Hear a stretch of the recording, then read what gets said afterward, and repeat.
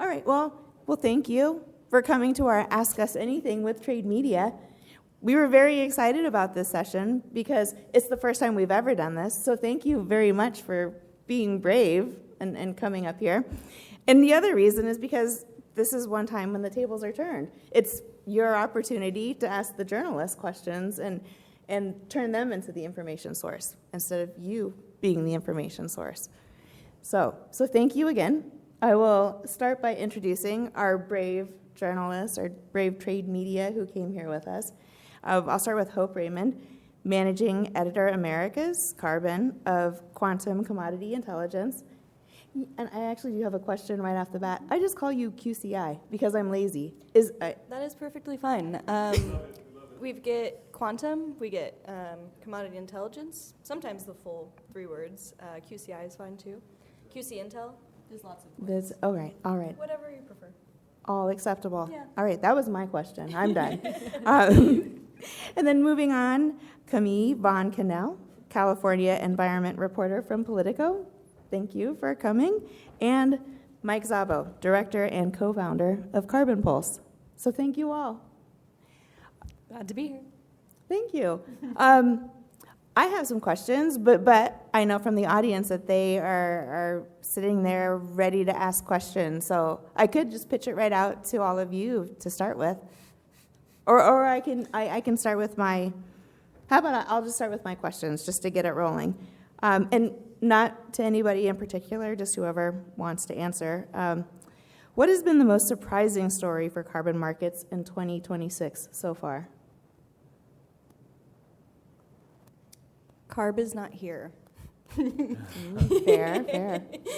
Which was unexpected, but they're very busy doing rulemaking. That was definitely a surprise, I think, for people in the market. But I don't know if you guys have anything to add.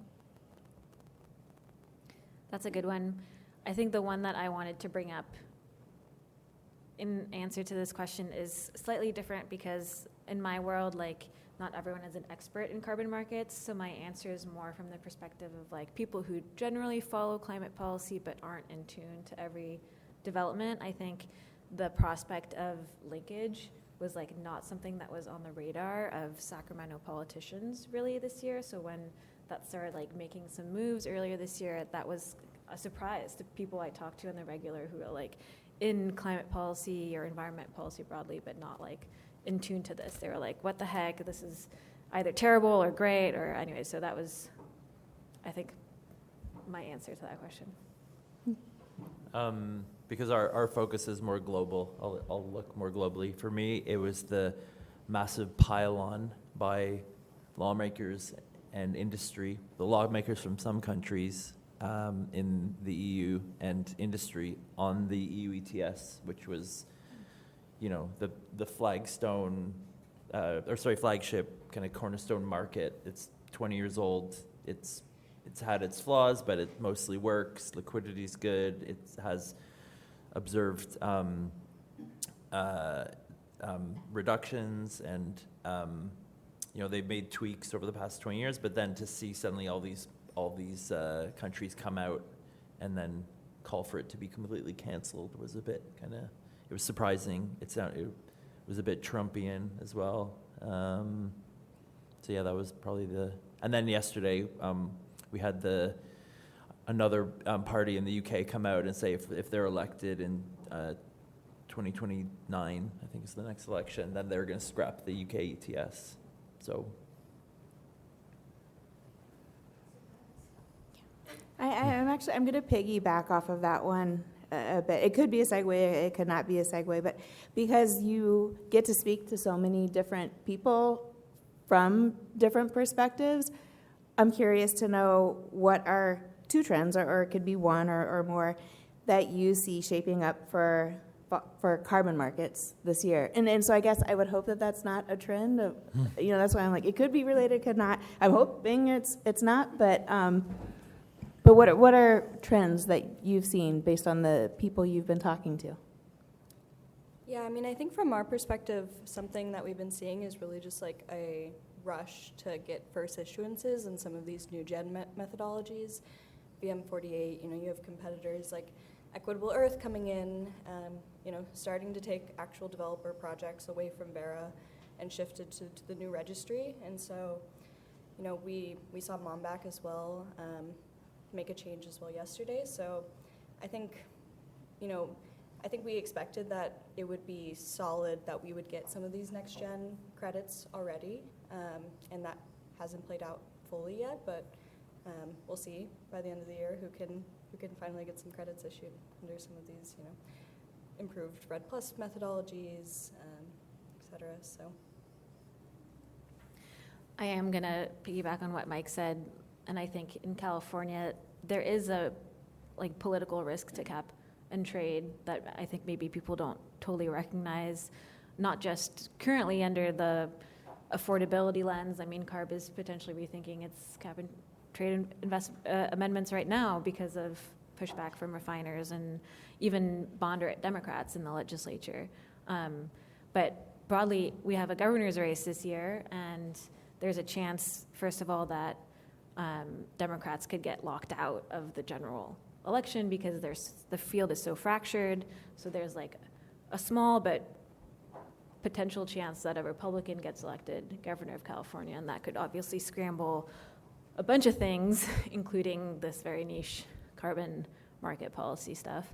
But even if a Republican doesn't get elected, there's two kind of more moderate Democrats running in that race who've criticized cap and trade, who've said they want to pause any CARB regulation that increases costs. So, it's gaining traction in this governor's race, and that has massive implications down the road. Do you have any predictions on the governor's race? I think it's unlikely that Democrats fumble this so hard that they lock themselves out, but it's possible. The top polling candidates right now are the two Republicans, Eric Swalwell, Tom Steyer, and Katie Porter. Eric Swalwell seems to be getting the most labor endorsements, which are a big player in California. Either way, those are all Sacramento outsiders, so they're going to have to kind of get to know Sacramento players and probably learn what's going on, and they're going to want to make changes. Yeah, and I'm wondering how that plays out in tandem with the kind of federal threats from the executive order from Trump.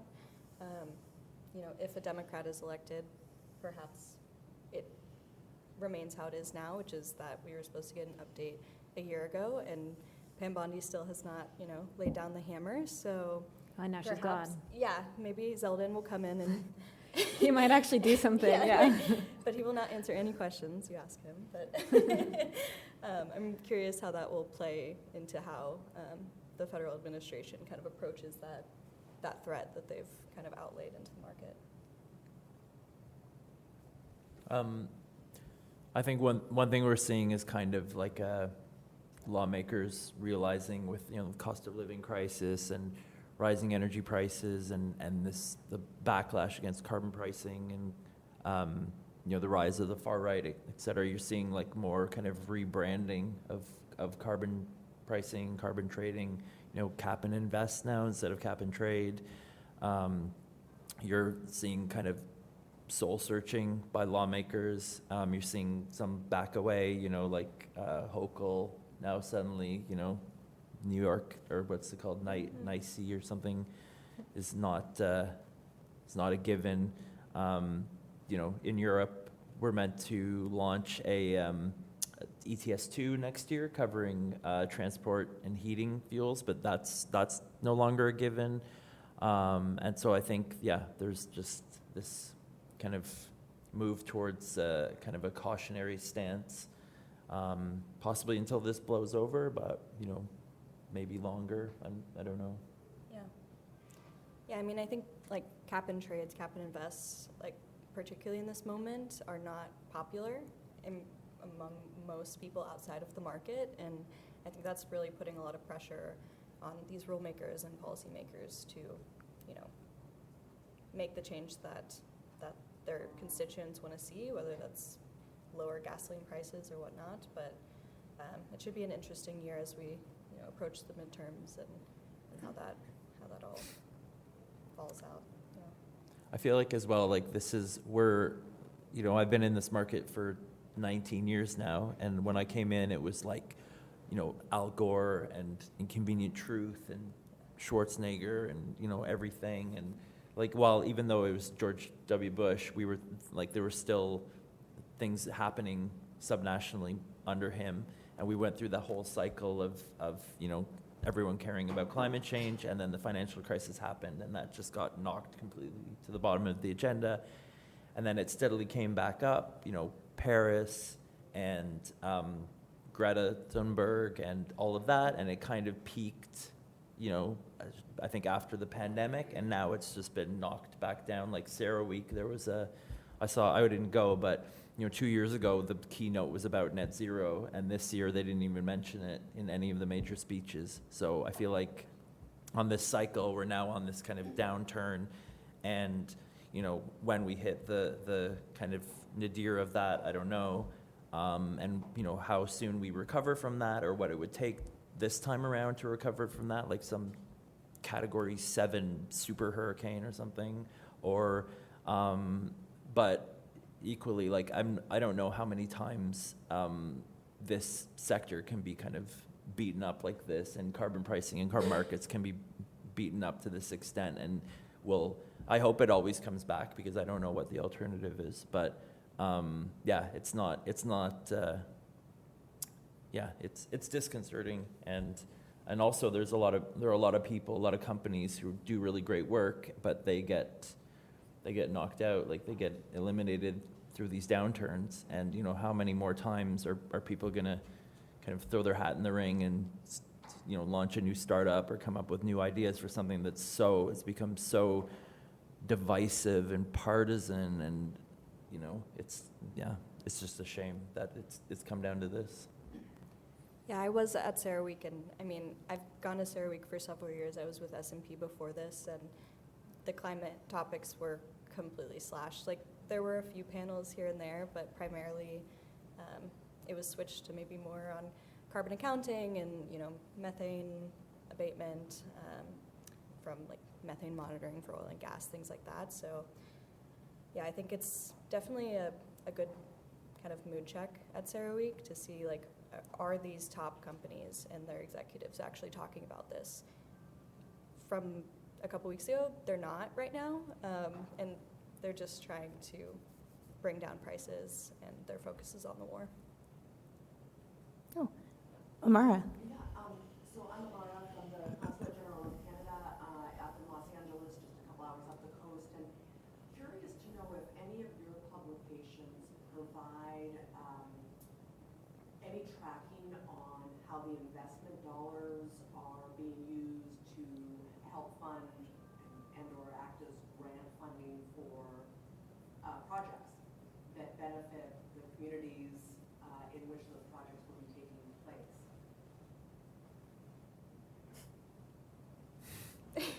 Not specifically. Okay.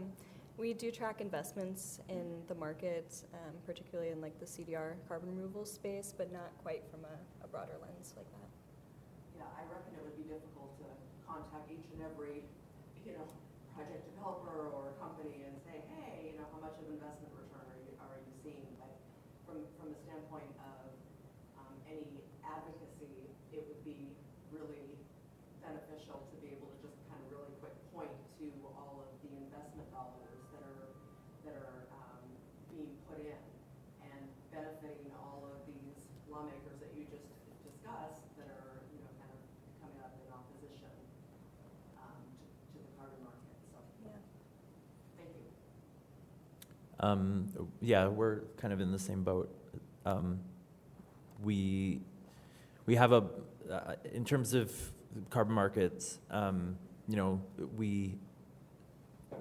if it's like quite a big investment or something that's very kind of visible, we'll cover that. But a lot of times, because that's our bread and butter is carbon markets and trading, and then therefore the revenues tend to come from auctions, and a lot of that money just gets put straight back into the general budget. So, for us, it hasn't really been worth covering. But beyond that, I mean, yeah, we cover like any major investment in projects, CDR, but nothing kind of to systematically track it yet. Yeah, we also don't do any sort of like real-time live tracking. I think CARB does, have kind of a map of projects funded by its cap and trade online. And a colleague of mine, I'll have to dig it up for you, but did not a real-time live tracker, but a one-time analysis of where EPA funds, like US EPA climate investment funds were going and overlapping them with political districts, showing like such and such project in a Republican district was funded by these dollars that now they're pulling back, and same for Democrat districts. So it was like a map that showed the political overlay, which was kind of interesting. That would be helpful. I'll give you my card so that you can, do you happen to know, just one final follow-up question, when this was, when she... I would think it was last year, like when EPA was pulling these funds back. Yeah. Thank you. Yeah, and I mean, at least in the regulated markets, like Reggie in California will release like basically a report on where the revenue coming from the cap and invest auctions are going. And, it's more of what communities are they helping, what projects are they supporting, things like that. So that could be something to look into as well. Yeah, but I mean, pragmatically, we've written those stories, and then we've looked at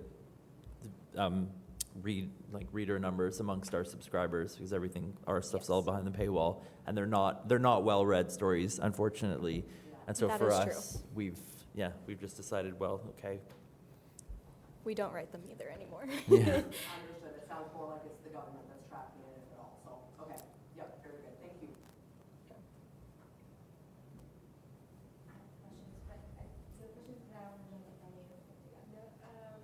I guess, well, I have quite a few questions. Since we're all sitting here today, I'm Olivia Fulkenborg, and environmental defenseman from Voice and Communications. So great to see you all.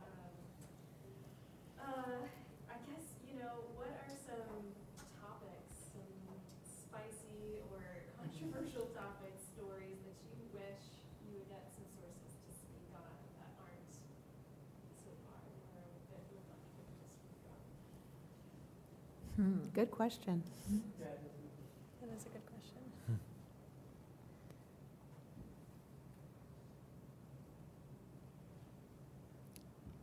I'm thinking. I don't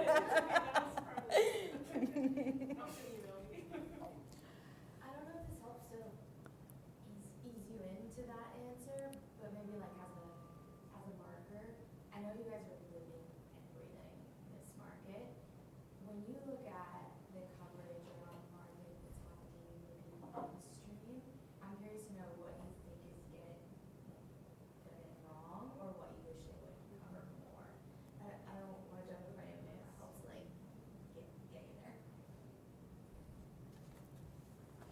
Okay, I mean, I can take a stab at it. This is maybe an obvious answer, but like if CARB wanted to tell me all their secrets, that would be great. Like they're the main newsmakers for me in this world, and I have a like relatively good relationship like with their comms team and with their staff, but I feel like I could get a few more.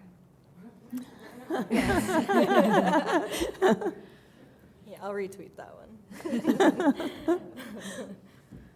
I think it's not necessarily the topic, but for us, it's always great to have a very fast reaction, topical, relevant comments that come really quick. After an announcement has happened or a story breaks, like really fast. Because for us, I don't know if you guys have the same rule, but once we've put out a story, we don't update that story the next day. So often we get comments on, sent to us, reaction on something that happened the day before, and we're just like, well, we're not going to go back and update that story, and we're not going to do a new story based on your comments. So what you've sent us is just going straight to the bin, unfortunately. But if you had sent it, within an hour or two of that happening, then the odds of that comment appearing in the story is much higher. But I understand also what's required to kind of mobilize that, you know, Yes. approve it, et cetera, and so, yeah. Yeah, that's a good point. I would say, like, I feel like news cycles are just moving faster and faster to the point where, like, if I don't know about something before it happens and I only write about it, I'm only able to write about it, like, right after it happens, like, it doesn't even go to print. Like, it's not worth us pursuing even. Like, once a press release is out, we're like, there's no added value we can bring. So, like, I always tell my sources, like, even if it's just a rumor, you can tell me, like, I'm expecting this thing to drop tomorrow. Like, I'm much more likely to cover it. Yeah, I mean, I would say definitely more with Mike in terms of, like, we don't go back and update our stories. And I mean, even, you know, whoever the player may be, whether it's a PR agency reaching out and saying, hey, like, this happened, and we're like, oh, we wrote that, like, 2 days ago. And so we can't, you know, maybe there's a follow-up that we could do and things like that, but not necessarily always worth it. But yeah, an embargo, going to your point, is always very helpful. But we will write things after it comes out, just because people pay us specifically to, in our newsletter, have that data by the end of the day. So it's usually day of, but yeah. Yeah, and I think for us, it also helps to, for whoever's pitching us a story, to understand what qualifies as news to us, or what Yes. like what the criteria is. And so for us, and it's considering our Hope and my companies are you know, the people who founded them used to work together. I assume we possibly have the same kind of criteria, but basically for us, it is whether something impacts the supply or demand of credits in any given market. So that's, you know, also to do with rules, consultations, et cetera. So when we get pitches, press releases, et cetera, reaction, it's useful. And obviously, you know, you wouldn't provide that view, the same view to Politico or whoever else, but for us to put it in a carbon market context, again, heightens the value of that, like, immediately.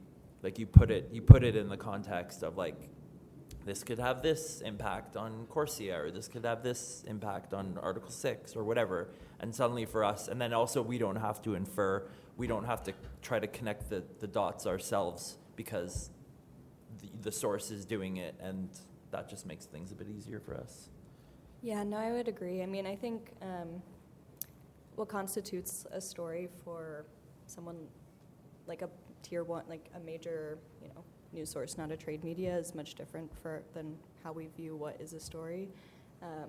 So as much as, like, I love writing about, you know, Indigenous rights and how a project, you know, gave a bunch of revenue back to the community, like, I personally love that, but, like, perhaps the banks and traders that subscribe to us don't necessarily care, because it doesn't change how they're going to act in the market that day.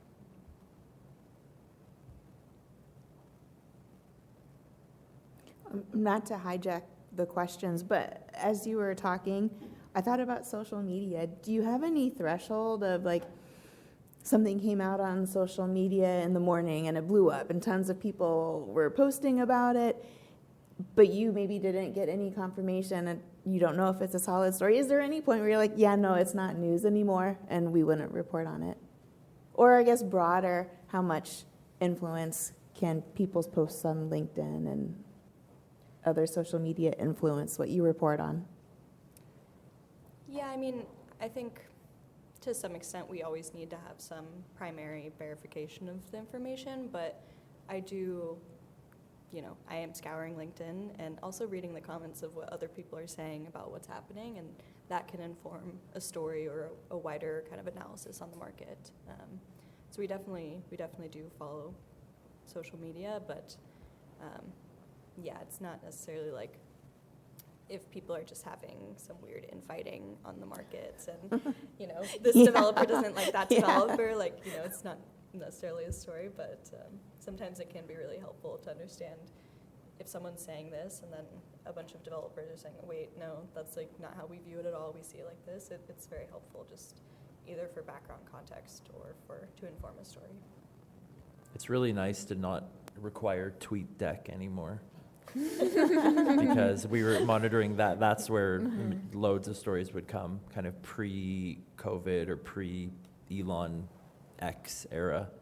And so now it's rare that we see anything come out on Twitter. Sorry, I refuse to call it X. Yeah. I mean, the president makes news on social media all the time, so it's not like something to discount. And I'll say sometimes it seems like social media outbursts like make news in and of themselves because it's the outburst, like it's how much attention some sort of rumor is getting, or like sometimes just the way that information gets spread through the ecosystem is a story in and of itself. So we pay attention to that. Yeah, I would say I agree. It's just a bit context dependent for us. Like, for example, we have a biofuels vertical, and biofuels is very much in politics. Trump is talking about it, Zeldin's talking about it all the time these days on X. So I know they are like constantly checking that, but it's not as relevant for us, at least currently. It used to be that the president would only tweet like late at night, and that was really hard for us on the West Coast, especially like early in presidency. So that doesn't seem to be happening as much lately, so that's good. I'm content that I think of our three companies, we're the ones who would follow Trump's tweets the least. 'Cause they don't really impact. Occasionally they'll. Through the LNG market, they'll impact the EU ETS, but besides that, not really. Other questions? What are you so sick of seeing in your inbox or having read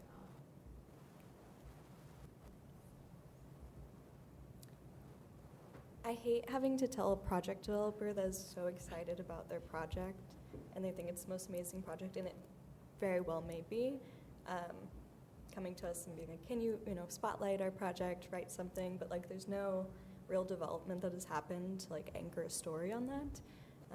And so sometimes, an interview can serve in that purpose if they're doing something unique or things like that. I know in your session you're talking about not necessarily always the largest or the first gets as much attention anymore, but I think that's just because it's what was the largest last week is maybe not the largest that has happened now this week. And so it's like, okay, the largest offtake here that happened last week, and now we're writing the same story, the next largest happened this week. So less fluff, more real moves. I get a lot of pitches from like law firms offering their legal experts for commentary on especially like carbon disclosure stuff. And I just ignore it every single time because I'm sure they're smart and like have good context and stuff, but it's just like wouldn't fit into any story that I do. And I feel bad sometimes because I get so many pitches and I just ignore them. There's like nothing I can do with those people. It just doesn't really fit into my coverage. Yeah. Yeah, I don't really have an answer for that one. I don't, we try to cover as much as we can, and, things that are of kind of lesser importance, we maybe don't storify, but we have a daily ticker where we'll include it in that just so it's for the handful of people that might care about that. It's there, it's on our site, it's searchable, and yeah. I have a piggyback question on that I wanted to ask you guys. What's your biggest pet peeve in doing this job? Ooh. Or maybe not of everything, but maybe in dealing with kind of pitches. Oh, I have a good one. Yeah, no, I have a good one. Whenever I introduce not so much in like sort of the professional worlds that we're talking about, but sort of more in the regular person world, whenever I introduce myself as a journalist or a Politico journalist, I frequently get the question, well, are you a Democrat or are you a Republican? Like, which side are you on? And then I have to like give the spiel that like we're not partisan, blah, blah, blah. And then people don't believe it. And yeah. Yeah, I feel like especially going to like larger events, like whether it be NACW or New York Climate Week, what have you, we'll get reached out by a PR person at a large company and offering an interview with their CEO. we set aside an hour to chat with the CEO, and then the CEO does not say anything of value, and that can be challenging. I mean, we always have the interview regardless, because the chance that they may say something very interesting, but I find especially with like the green hushing more and more, like they're very media trained and they don't say anything that we really can like hinge a story on. So that can be a little frustrating sometimes. What's your pet peeve? Mine is that it boggles my mind that you get a press release and then there's something that's unclear, you have a follow-up question, and you reply, and you get an out of office, and you're like, Oh my what? gosh, yes. Or you call the number and no one answers, or they're like, oh, Yes. sorry, everyone's gone for the day, and you're like, yeah, like that's insane. You should Yes. have someone on call, someone available for responses. I have encountered that as well, yeah. Yes. How far in advance do you want a release under embargo or a pitch? Like, what's a realistic? More than a few hours for sure. Yeah, at least a day would be great. Yeah. Yeah. Yeah. I think it's like context dependent It is, too. yes. Like if it's, I mean, I would probably be able to turn something really newsworthy in a couple hours if it was worth it. But you also have like publication deadlines. Like at least I have a newsletter that publishes at 4:30 p.m. every day. So if someone gives me something like at 5 p.m., I'm like, well, it's not going to go in the newsletter Yeah. until the next day. Yeah. Yeah, press releases coming out at like 5 p.m. on a Friday.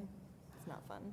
Yeah. Oh, that's a good pet peeve. Burying news on a Yes, Friday burying afternoon. the news on a Friday. Washington's Department of Ecology loves to do that. Just like they release like 4 things on a Friday night. I'm like, okay, well, we're gonna be here till 6:30.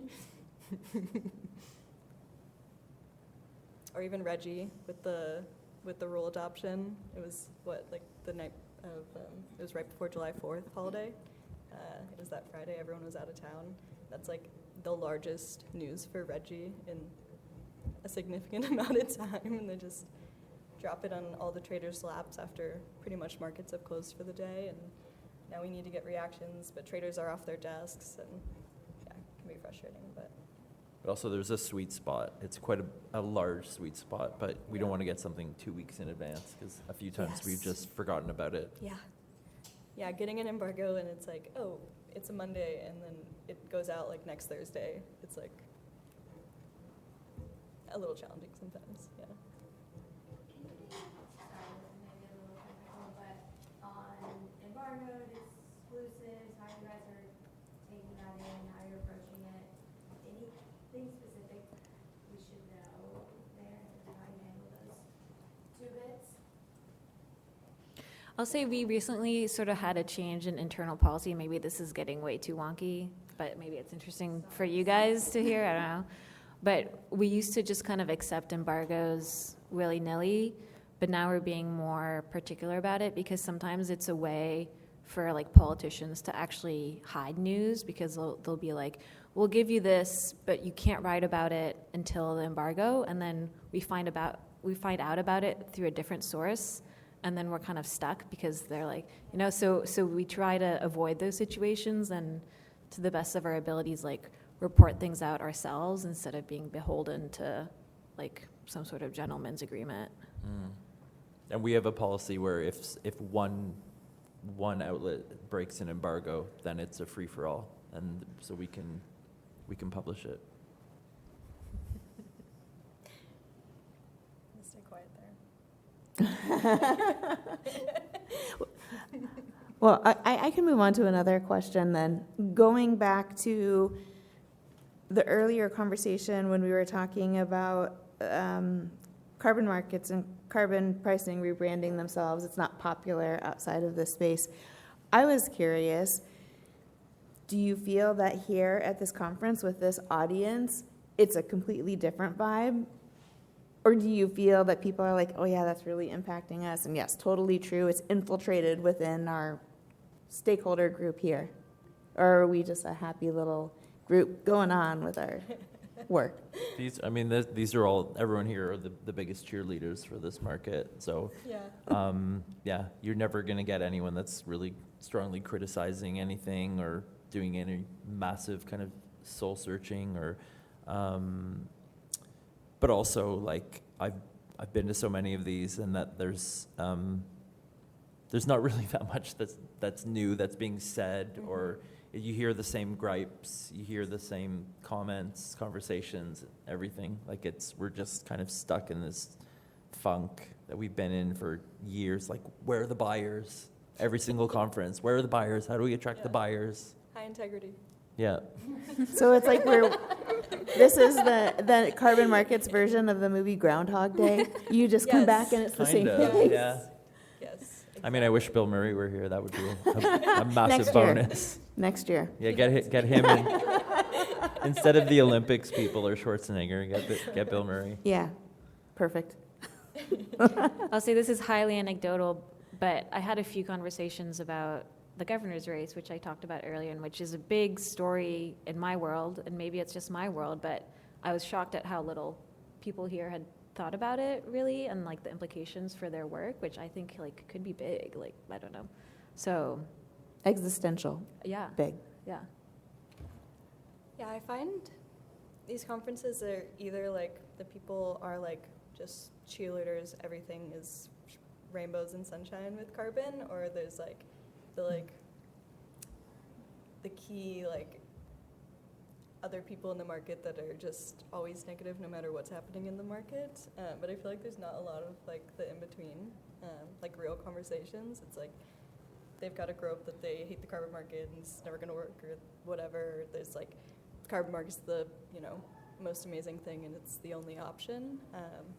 But I feel like that like middle conversation is sometimes missing, and a lot of it ends up going back to the same conversations about, we need more buyers, we need high integrity standards, Yeah.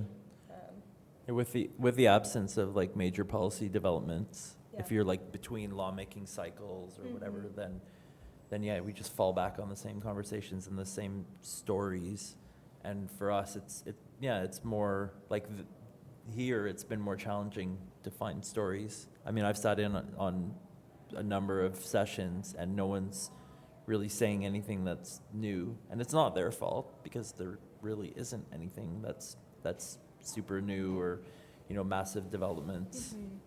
Like a number of markets are just caught. They're they're between lawmaking cycles, or there's like political risk is heightened, and so everyone's just kind of in wait and see mode.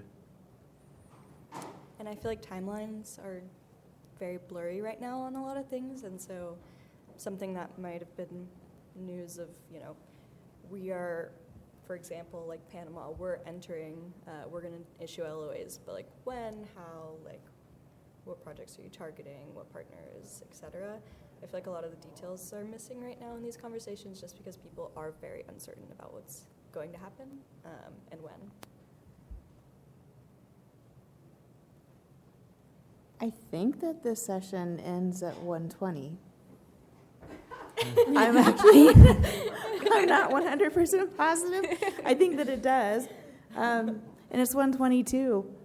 Amazing. So We thank made you. it.